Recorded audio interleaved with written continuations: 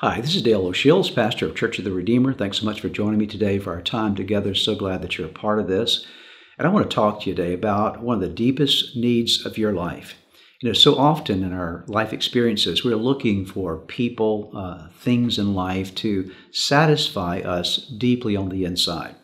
And many times we'll go through multiple relationships and experiences of life trying to find that one thing that will bring us satisfaction, only to discover that it's not there, it doesn't exist. There's a woman in the Bible, it's found in John chapter 4, who was a woman who was struggling with this very thing. She was looking for deep satisfaction in her life.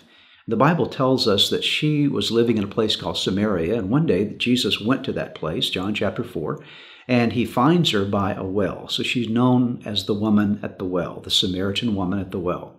And Jesus engages a conversation with her about water, first of all, about natural water, and then changes the conversation to spiritual water. And in the midst of it, talks to her about her own personal relationships.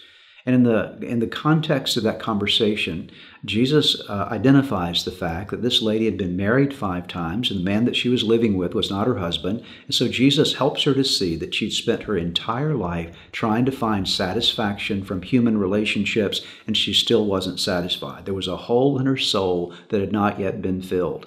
And there in that moment, Jesus introduced himself to her as the living water, as the one that could satisfy the deepest longing of her life.